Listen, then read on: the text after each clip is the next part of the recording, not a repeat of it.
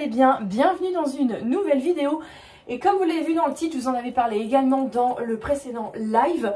Aujourd'hui, on va se faire une petite FAQ. Donc ce que je vais faire, c'est que je vais me préparer, parce que j'ai des petits rendez-vous à l'hôpital aujourd'hui. Je vais me préparer et je vais répondre à vos questions. Je vous les raffiche également à l'écran. Et on va commencer tout de suite, sans plus tarder, avec la première question. Comment est-ce qu'on a fait pour choisir le prénom de bébé 2? Alors, pour recontextualiser, il faut savoir que je n'avais pas prévu de deuxième bébé. Et je n'avais pas prévu... Je n'avais pas prévu de savoir, dès lors où on a su qu'il y avait un deuxième bébé en route, je n'avais pas prévu de savoir, de vouloir savoir ce que c'était. Donc du coup, je n'ai pas... j'ai pas cherché à connaître le sexe du bébé pendant toute la durée de la grossesse, ce qui est également le cas encore maintenant. Et donc, seul le papa est au courant, puisque lui, il a voulu le savoir. Donc, quand on nous a fait l'écho du deuxième trimestre, où là, on peut voir le sexe du bébé avec une certitude proche de 100%, ils lui ont marqué sur un petit papier, il a lu et conservé le papier en souvenir, il l'a caché je ne sais où, d'ailleurs. Et on le garde plus tard pour mettre dans les affaires du bébé, dans ses petits souvenirs. Et donc, je ne sais pas. Pour la perdrix, le prénom, on l'avait trouvé avant même que je sois enceinte. On s'était dit, si on a un garçon, tel prénom, ça serait bien. Si on a une fille... Non, on s'était dit, si on a une fille, tel prénom, ça serait bien. En sachant qu'on ne s'était pas fixé de prénom de garçon. Mais bon... on avait une petite préférence pour une fille et il s'avère que ça a été finalement une fille. En ce qui concerne le choix de prénom de bébé 2, quand on a su qu'il y avait un deuxième bébé en route, c'est vrai que rapidement on s'est posé la question, bah du coup comme c'était pas prévu, qu'est-ce qu'on fait au niveau des prénoms, et du début rapidement on s'est mis d'accord, prénom garçon, prénom fille. Comme pour la perdrix à l'époque, en fait ça a été assez rapide de faire le choix. Et donc on s'est dit ok, bon bah si c'est un garçon c'est tel prénom, si c'est une fille c'est tel prénom. Je vous ai fait une vidéo troisième trimestre de grossesse. Dans les playlists vous pouvez retrouver très facilement la vidéo. Et je vous dis justement si c'est un garçon comment on l'appelle, si c'est une fille comment on l'appelle. Donc n'hésitez pas à aller checker cette vidéo là. Donc du coup rapidement on s'est dit voilà, c'est un garçon c'est tel prénom, c'est une fille c'est tel prénom. On a choisi des prénoms qui sont en adéquation les uns avec les autres par rapport à celui de la perdrix en fait. Que ce soit un garçon ou une fille, qui n'ait pas un prénom court, un prénom long par exemple, c'est un truc qui m'aurait un peu perturbé ça. Donc on est parti sur des prénoms qui pour moi... ne sont pas hors sujet par rapport au bébé. Et en fait, nous, ils ont 4 prénoms. Moi, j'en ai 3. Monsieur en a 2. Mais moi, j'ai choisi, puisque en France, le maximum, c'est 4. J'ai choisi 4 prénoms. Donc, en fait, la perdrix a son prénom en premier. En deuxième, elle a mon prénom. En troisième, elle a... le prénom de ma mère, en quatrième, elle a le prénom de ma belle-mère, donc les prénoms des mamies.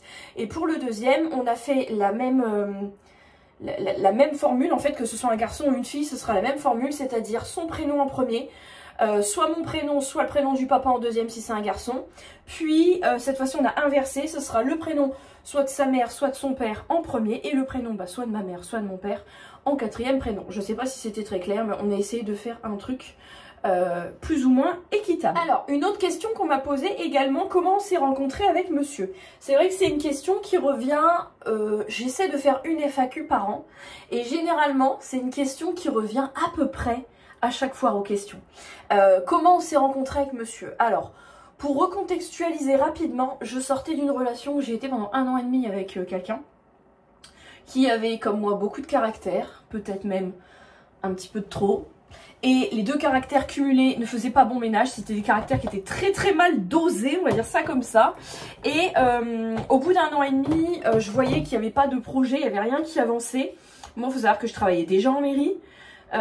Lui, il était un peu instable niveau boulot. Ça, plus un caractère un peu exécrable à la fin. À un moment, j'ai dit bon, c'est bon, on arrête. Donc, cette relation-là s'était arrêtée en janvier 2015. Il faut savoir que 2 jours plus tard, dans le cadre de la mairie, j'ai rencontré un agent de service technique d'une autre commune que je pensais être gentil et simple, et qui finalement était comme beaucoup d'hommes, c'est-à-dire que il saute sur tout ce qui bouge. Donc rapidement j'ai déchanté, et donc j'ai dégagé. Pareil, j'ai dit bon allez hop, je perds pas mon temps avec ça, et je me suis dit bon ben on va arrêter un peu les frais, c'est pas la priorité, je vais attendre un petit peu. Et j'ai fait mon petit train-train de mon côté, je me suis focalisée sur mon boulot, j'étais chez mes parents, tout allait très bien, j'avais pas besoin de mec dans ma vie. Et donc un jour on va à un repas, dans la commune où je travaillais, on va à un repas dansant, voilà. Et en fait j'avais quand même une appli de site de rencontre sur mon téléphone et je discutais avec un gendarme. Ma mère va dire je suis pas au courant de ça. Un gendarme d'une brigade de gendarmerie pas très loin. Donc un gendarme de mon âge, hein, je m'étais dit, bon bah lui il a l'air d'être posé, il a l'air d'être bien et tout, il a un petit logement de fonction, c'est pas mal. C'est-à-dire que mes sœurs sont soit avec des militaires, soit avec des gendarmes, donc bon. Et en fait finalement, il a coupé court parce qu'il a dit, bah voilà on s'entendait bien et tout, mais que il ne recherchait pas de sérieux. Donc au moins lui il a été honnête, il l'a dit direct avant même qu'on se voit pour la première fois. Donc ce soir-là, je me suis dit, bon, je ne sais pas qu'est-ce que c'est que cette génération, on va jamais s'en sortir, je vais vraiment rester toute seule avec des chats. Faut savoir que moi, moralement, je suis quelqu'un qui se suffit à soi-même, donc ça me posait pas de problème. Enfin, je me suis dit, c'est quand même un monde de pas trouver un mec sérieux. La soirée se passe, c'était un samedi soir, on rentre, je me couche. Le lendemain matin, c'était un dimanche matin, j'allume mon téléphone. Oh, il était, je sais pas, 7h, 7h30 du matin. Je fais un tour sur Facebook. Et comme beaucoup de fois à cette époque-là, j'allais voir les suggestions d'amis. Donc, parce que vous avez des amis en commun avec ces personnes-là, et bah peut-être vous connaissez. Donc, ça vous fait des suggestions d'amis. Donc, c'est pas du tout un site de rencontre, du coup, Facebook, hein. Et je tombe sur un profil, je me dis, il est beau lui, et très belle photo de profil, en costard et tout. J'ai toujours dit, il a toujours rigolé que ça, j'ai dit, il avait une dégaine à vendre des bagnoles en concession. Et il était connecté.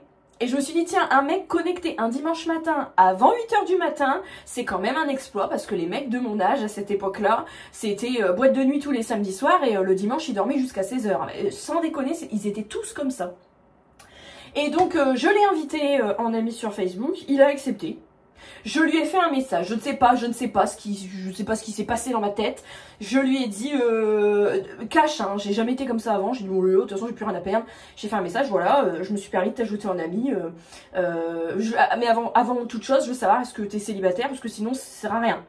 Ça sert à rien de perdre mon temps. Et donc il me dit oui. Et il me dit, donc à cette époque-là, j'avais 21 ans et lui 20, parce qu'en fait moi je suis d'avril et lui il est de septembre de la même année, donc j'ai 5 mois de plus que lui. Donc moi j'avais déjà 21 ans, lui il allait les avoir. Et il me dit, bah figure-toi qu'il y a peut-être 2-3 semaines de ça, j'ai vu ton profil dans mes suggestions, je me suis dit elle est mignonne, mais j'ai pas osé t'ajouter. Et donc je lui dis, ah bah pourquoi pourquoi t'as pas osé, machin. Et puis on alla voir un peu dans ses photos, je vois qu'il joue un peu à la console. Bon, moi à l'époque j'avais une petite Nintendo 3DS, je jouais à Mario, à Animal Crossing déjà à l'époque, et je lui dis je vois que tu joues à Mario, j'ai le même jeu. Enfin, bref, de fil en aiguille, je vous la fais très très courte, ça a été extrêmement vite. Pour se voir, au moins on s'est dit on perd pas de temps, si ça passe pas, ça passe pas. J'avais aucun espoir que ça passe, parce que à cette époque-là, je me suis dit qu'il était bien trop beau pour moi et que quand il me verrait en vrai, je ne l'intéresserais pas. Et on parlait tout le dimanche matin et en début d'après-midi, on s'est vu. Et écoutez, ça a accroché, mais on a dit qu'on allait prendre notre temps, donc on a attendu quelques semaines quand même avant de commencer à dire un peu à droite à gauche qu'on se fréquentait. Mais en fait ça s'est fait par Facebook. Voilà, je pense que je suis jamais rentrée dans les détails à ce point-là pour vous raconter cette rencontre. Donc dans cette FAQ, c'était l'occasion. Alors là cette fois-ci c'est pas vraiment une question, mais c'est plutôt un appel de questions. Donc du coup j'en profite quand même pour vous le caser dans cette FAQ. En fait, j'ai une abonnée qui est maman d'un enfant qui est TDAH et qui,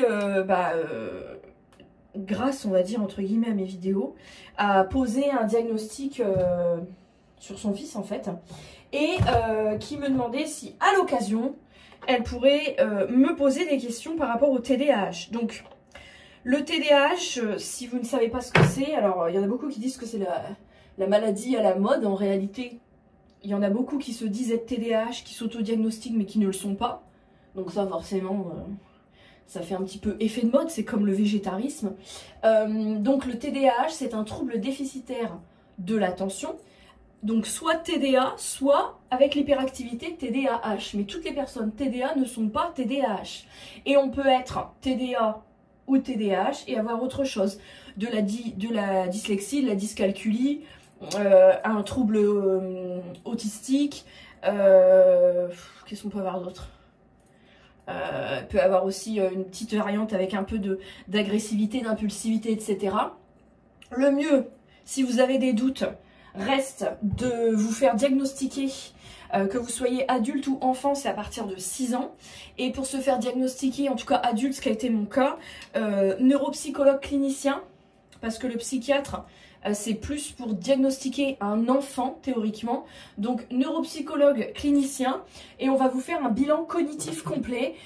C'est-à-dire, vous allez dépenser 300 balles qui ne seront pas remboursées. Voilà. Et il faut savoir que si vous faites diagnostiquer et que vous êtes majeur, le traitement ne sera pas pris en charge.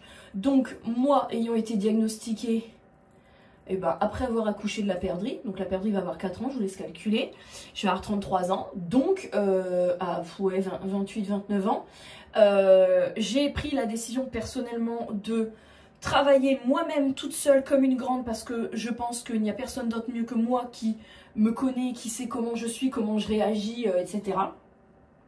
Et donc, par la force des choses, je partise avec moi-même. Donc, dès que je peux faire des formations sur le TDAH, dans le but de les appliquer pour moi, je le fais. Voilà, d'ailleurs, là, j'en ai une qui est en cours. Peut-être que je la termine avant d'accoucher, ça serait peut-être pas mal. Sinon, après, j'aurai un petit peu de mal. Mais voilà, donc si vous avez des questions par rapport au TDAH, mais vraiment par rapport au TDAH avec la partie hyperactive, ce que moi je suis, parce que vous parlez de quelqu'un qui n'est pas hyperactif, en sachant que moi je suis hyperactive, ça ne sera pas autant pertinent, je pense. Et en fait, je vous en parle de temps en temps, puisque quand je vous explique que la perdrix à l'école c'est assez compliqué, c'est parce que c'est dû à ça.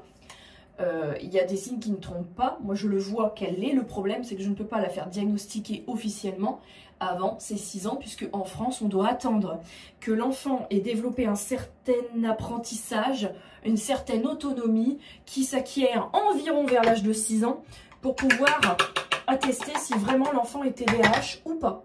TDA, TDAH, peu importe. Donc, pour le moment, ça n'est que mon intuition de maman qui est quand même extrêmement forte, puisque je rappellerai que le TDAH, c'est génétique. Donc si vous l'avez, théoriquement, vous le transmettez. Et voilà. Et donc moi, dans ma famille, j'ai été la première en fait à tirer la sonnette d'alarme là-dessus et à me faire diagnostiquer. On sait très bien que ça vient de mon père, parce que lui n'a pas besoin de se faire diagnostiquer.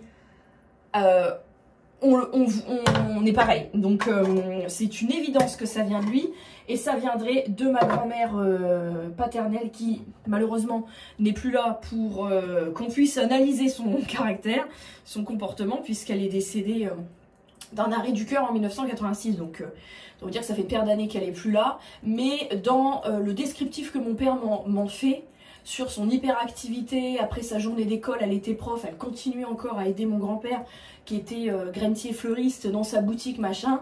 C'était une femme qui savait jamais s'arrêter, donc on a très bien compris que ça venait d'elle. Remonter encore plus haut, ce serait totalement inutile.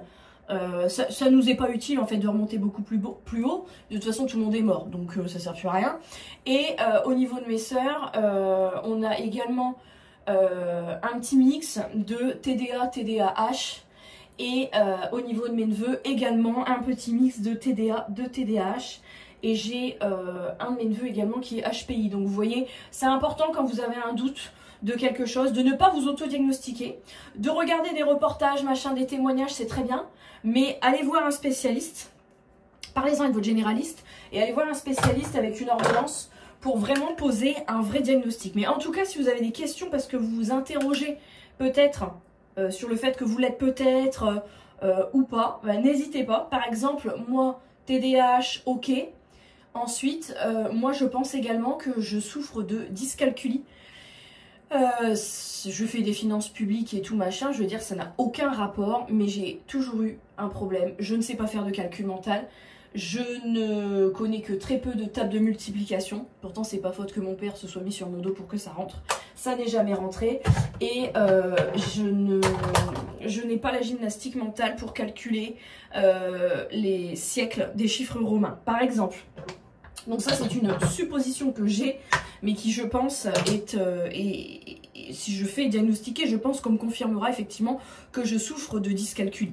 Alors cette fois-ci, on a une question qui concerne plutôt la maison, puisqu'on me demande quels sont les projets pour la maison, les projets de travaux, d'extension, etc. Alors, la maison, en fait, tout cumulé entre le rez-de-chaussée, donc toutes les pièces habitables que vous voyez dans les vlogs, vous les voyez peut-être pas toutes. Bon, les toilettes, vous les voyez pas, mais ils sont derrière. Toutes les pièces habitables que vous voyez au rez-de-chaussée, plus l'étage, parce qu'on a quand même un grand étage qui fait quasiment qui fait la superficie de la maison. Tout cumulé, on est à pratiquement 180 mètres carrés de surface habitable. Donc je pense que niveau extension, on n'a pas besoin d'en parler, parce que c'est déjà énorme. Donc il n'y a pas de projet d'extension, c'est pas du tout prévu. Ensuite, là c'est la partie critique, hein. C'est bon. Ensuite, en ce qui concernerait éventuellement des travaux, écoutez, on a déjà fait appel à un cuisiniste pour refaire toute la cuisine, donc ça déjà c'est fait. Est-ce que ça a été fait quand ça faisait à peu près 2 semaines qu'on était arrivé dans la maison, 2 semaines et demie? Mais en réalité, on avait déjà commencé avant même de signer chez le notaire pour gagner du temps, parce que comme tous les meubles étaient faits sur mesure, ça prenait du délai. Ensuite, on a changé également la porte d'entrée. Donc la porte d'entrée, elle a été changée au mois de septembre. En sachant que nous, on a emménagé dedans au mois d'avril et qu'on a eu les clés au mois de mars. Donc on a eu un mois pile, parce qu'on a eu les clés le 26 mars et on a emménagé le 26 avril. On a eu un mois tout pile entre deux pour faire des travaux. Monsieur, mon père, mon beau-père, moi j'ai aidé comme j'ai pu. Ma mère a fait les carreaux, a désherbé devant, derrière. Enfin voilà. Donc on a eu un mois pile où on a fait énormément de choses déjà. Je vous invite vraiment à aller regarder les vidéos house tour avant, après travaux. Je vous ai fait une vidéo house tour quand on a eu les clés. On venait de sortir de chez le notaire. Et ensuite, vous avez une playlist aussi pour ça. Et ensuite, vous avez une vidéo par pièce qui a été retapée lorsqu'on a emménagé. Donc forcément, depuis, il y a des choses qui ont bougé. Comme je vous ai dit déjà aussi, il y a eu la porte d'entrée. La cuisine, j'ai filmé la vidéo de la cuisine quand la cuisine était déjà installée. Mais globalement, dans les travaux qu'on aurait encore à faire, même si pour l'instant, il n'y a pas de priorité, la salle de bain dans laquelle je me trouve, la salle d'eau. Je veux une baignoire, on n'en a pas pour l'instant. Donc la salle d'eau, on s'est laissé 5 ans. Bon, ça va déjà faire 1 an qu'on est dans la maison bientôt, mais on s'est laissé 5 ans pour refaire, voir si c'est possible de casser le mur pour faire des toilettes ouvertes dans la salle d'eau, pour gagner de la place, pour plus avoir ce mur là, parce que les toilettes en fait sont là. Je laisse ouvert pour le chauffage, mais les toilettes sont là en fait. Donc pouvoir faire la salle d'eau, mais c'est un truc qu'on fera en dernier. Avant, on doit l'année prochaine changer donc les fenêtres et les volets. Donc tout ce qu'on veut changer, on va le changer l'année prochaine. On a également fait un devis pour le démoussage de la toiture. Alors ça c'est esthétique, mais c'est quelque chose qu'on doit faire aussi. Donc ça c'est prévu aussi, c'est pareil. Alors c'est pas la priorité, vous me direz. En priorité c'est mes fenêtres et mes volets, vraiment. Pour l'isolation sonore et thermique. Le démoussage, attendez je me concentre. Voilà. Le démoussage de la toiture c'est prévu également. L'étage, actuellement l'étage il y a la laine de verre mais il n'y a pas d'électricité, il n'y a pas de placo.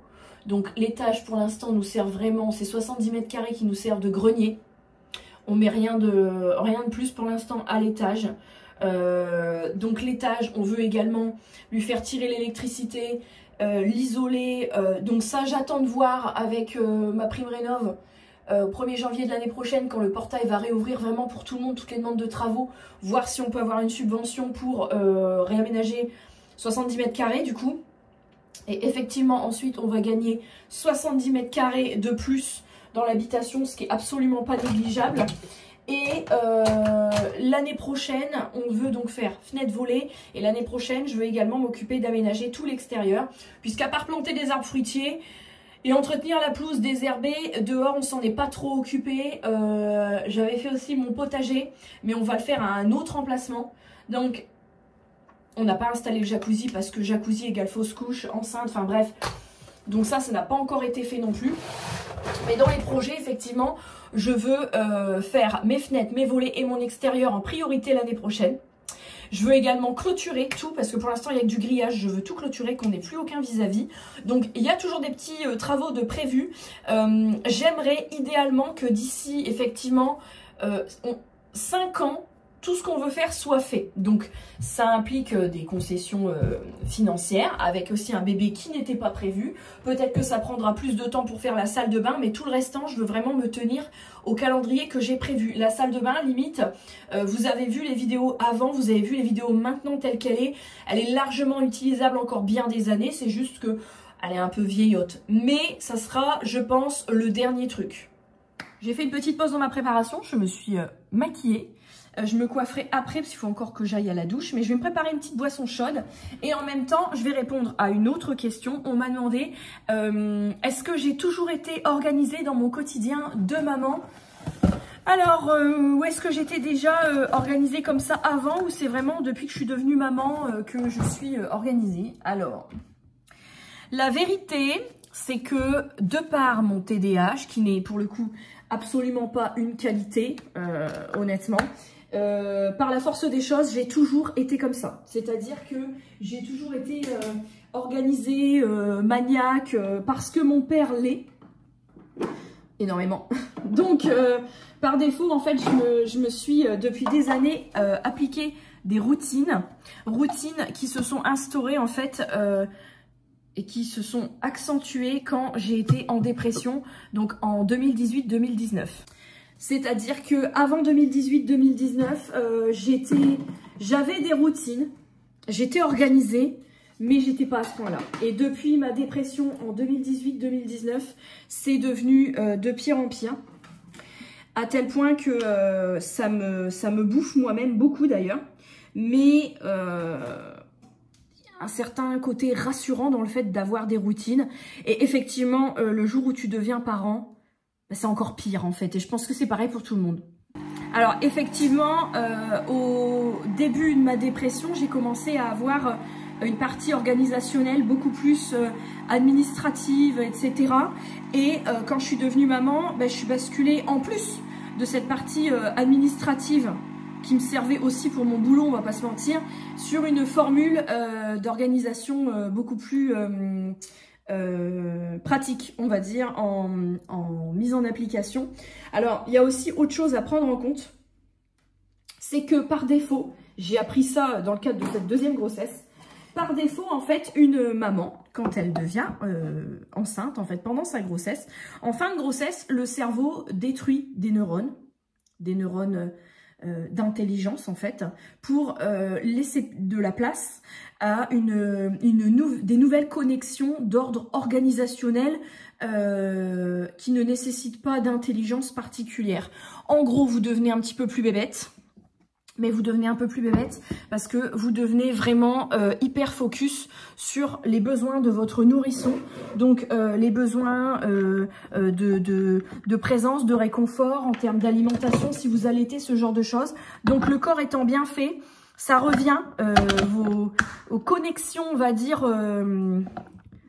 intelligentes vont revenir avec le temps, mais quand vous devenez maman, vous devenez un petit peu plus bébête. Voilà, en gros, je vous tourne à chaque fois que je fais des étapes dans ma boisson, mais voilà. Donc là, actuellement, j'ai une organisation qui est plus d'ordre pratique, en fait. Je cherche plus, vous voyez, si je note pas les choses que je dois faire, Je sais pas, moi, si je dis un exemple tout bête, je devrais appeler la CAF, par exemple. Si je ne le note pas, tel jour, je dois appeler la CAF, je dois aller mettre du carburant, je dois faire ci, je dois faire ça, déposer des colis. Si je ne les note pas, je ne les ferai pas, je les oublierai.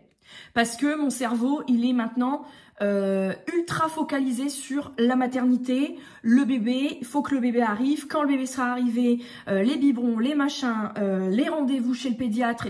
Vraiment, mon cerveau, maintenant, il est hyper focus sur cette obligation de maternité parce que une fois que le bébé il va être là, j'aurai pas le choix.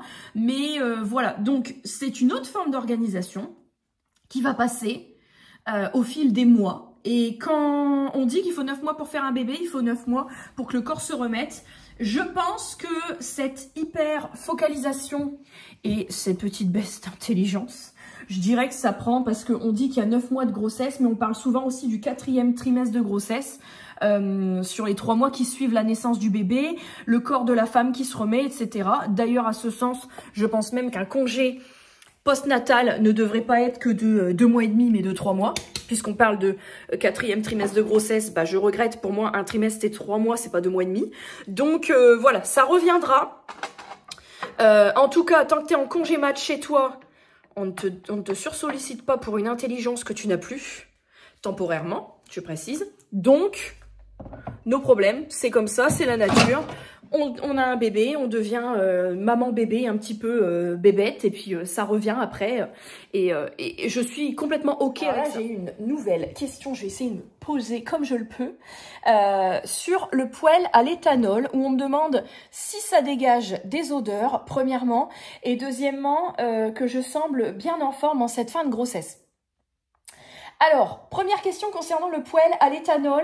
On a dans notre chambre, en fait, qui était avant un salon, un poêle, une cheminée avec un insert, qui, d'après le vendeur de la maison, l'insert dit à peu près une dizaine d'années, mais la maison en soi, elle date d'avant 1900. Donc, les conduits qu'on a dans la maison, on en a un également dans la cuisine. C'est des conduits qui datent de la construction de la maison. Donc, si vous voulez, quand on a visité la maison, comme on avait une maison avec un insert, de la maison où on était avant, que moi j'ai toujours grandi chez mes parents avec une maison avec un insert, enfin il y avait une cheminée, ils ont fait installer un insert il y a plus de 30 ans, donc j'ai toujours connu les automnes-hivers avec des cheminées, et l'économie d'énergie que ça représente, le côté chaleureux que ça représente. Et quand tu te prends un petit bain, une petite douche et que en plein hiver il fait froid, il neige dehors et t'as ta cheminée, pour moi c'est un confort, un luxe incroyable. Donc effectivement, comme dans notre ancienne maison on avait un insert également, je ne me voyais pas, quand on a visité la maison, je ne me voyais pas le condamner, le détruire la cheminée, bref. Pour moi c'était un point fort de cette maison, c'était la cheminée. Mais je peux vous dire que quand j'ai fait venir le ramoneur, on a déchanté. En fait, quand on a acheté la maison, on a regardé sans regarder dans l'insert. On n'a eu aucun papier. Et en fait, la maison avant c'était une maison de famille qui a toujours été transmise de père en fils depuis sa construction. Elle a toujours appartenu au même nom de la même famille et les enfants étaient toujours des hommes, les héritiers.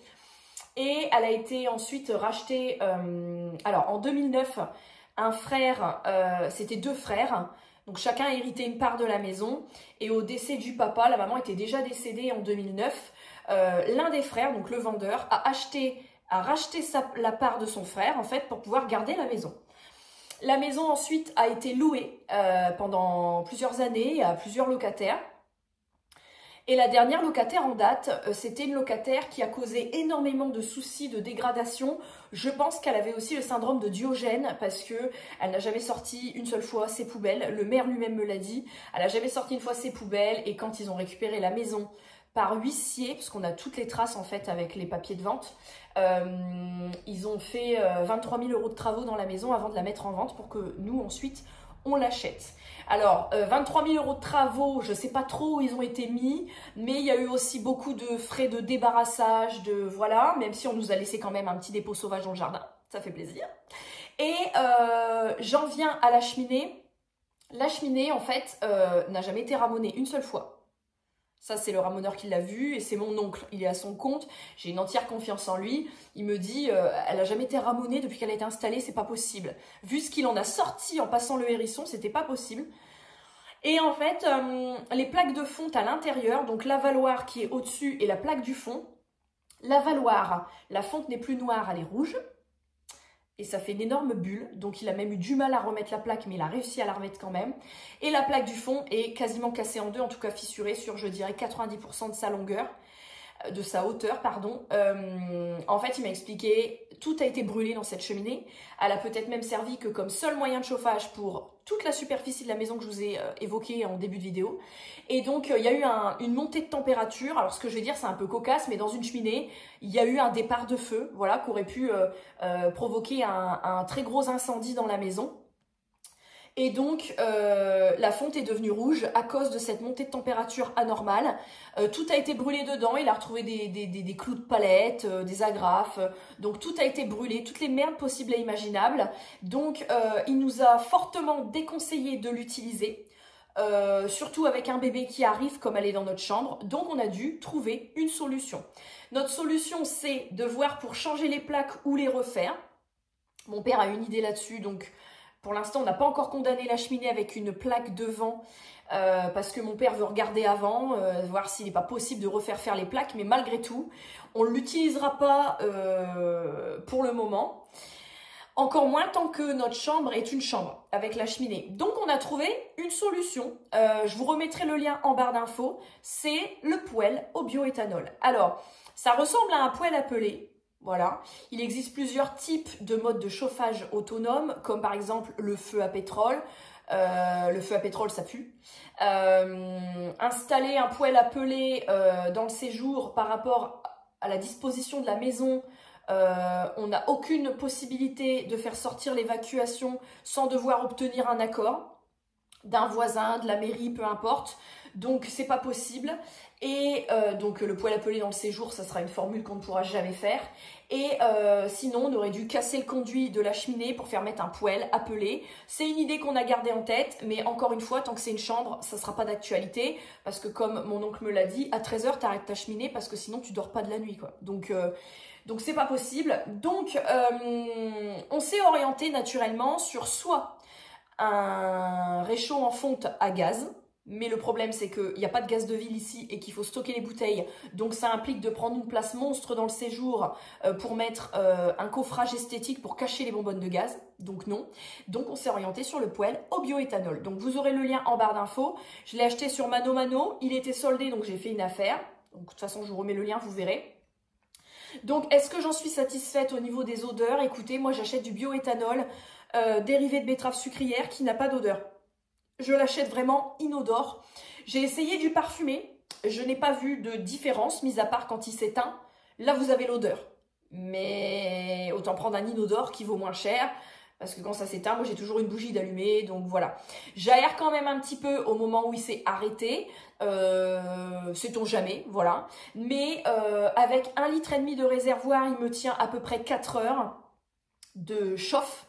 En sachant que si je le mets en route le matin, tant que je suis à la maison en congé mat évidemment, je n'allume plus aucun radiateur, ça sert à rien. J'ai 23 dans la maison avec le poêle, donc ça sert à rien. Et vous êtes posé dessus d'ailleurs, là il est là. Voilà. Et l'après-midi, je le relance en milieu d'après-midi jusqu'à ce qu'on aille au lit, puisque nous, on va au lit très tôt, vers 19 h 30. Tant que le bébé n'est pas là, en tout cas, c'est comme ça. La perdrix dort à 19 h 30, donc on fait comme ça. Donc, en gros, il y a 8 heures par jour où je n'utilise aucun radiateur. Et pour le moment, tant qu'on n'est pas dans les températures négatives dehors, ensuite peut-être que ce sera qu'un appoint. Mais pour l'instant, quand je l'allume, il se suffit à lui-même. En sachant qu'au rez-de-chaussée, on a 70 mètres carrés en haut. Donc je crois qu'on a 92 mètres carrés avec la cave qui fait elle-même 13 mètres carrés, je crois. Donc, vous calculez, ça me chauffe vraiment toutes les pièces. Et en journée, globalement, on est soit dans le séjour, soit la perdrix dans sa chambre, qui est juste à côté, soit la nôtre, qui est juste à côté. Donc, en fait, on a un rectangle. Ensuite, on a le dressing. Donc, toutes ces pièces-là sont chauffées. Donc honnêtement, aucun problème d'odeur. Et concernant la deuxième partie de question sur ma forme dans le cadre de cette grossesse, on peut pas dire que, on ne peut pas dire ça. Je suis quelqu'un qui reste toujours très positif, très optimiste, même quand j'ai mal, même je rigole toujours, sauf quand j'ai eu mes grosses contractions pour la perdrix à l'époque. Je peux vous dire que là je chialais en disant que j'allais crever, je ne rigolais pas, mais sinon c'est vrai que, ou quand je me suis cassé le coccyx. Sinon, globalement, hormis quelques rares exceptions, même quand ça va pas, je tourne toujours tout à l'autodérision. Parce que, écoutez, comme c'était marqué dans le commentaire, bientôt la délivrance, donc je me dis, en fait, je me console en me disant que toutes les douleurs que j'ai, tout passe. Les nuits sans sommeil ensuite, on l'a vu avec la perdrix, tout passe. Les coliques, tout passe. La douleur, tout passe. Même la douleur d'une épisiotomie, vous voyez, même là, je me dis, même si c'était horrible à l'époque, c'est un truc qui me marquera toute ma vie, même si ça se reproduit encore, je me dis, j'ai déjà vécu une fois, je peux le revivre une deuxième fois, tout passe, c'est dans le mental. J'ai réussi à passer au-delà d'une dépression. Il y a des femmes qui ont plein d'enfants et qui en refont, alors que c'est pas une partie de plaisir, l'accouchement ni la grossesse. Donc, tout passe, même les premières années de vie avec les poussées dentaires, quand c'est la merde, et la première varicelle, et les premiers mots de je ne sais quoi, tout passe. Donc, je reste toujours positive et je me dis toujours aussi, il y a toujours mieux, il y a toujours pire.